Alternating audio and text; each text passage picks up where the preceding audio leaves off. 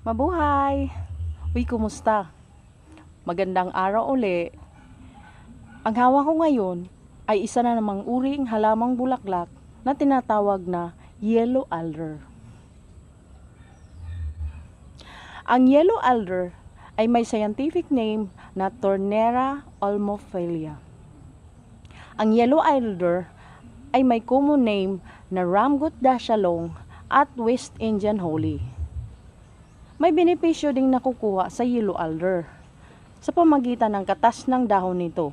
Mabisa itong panlaban sa mga taong nagkakaranas ng paglalagas ng buhok.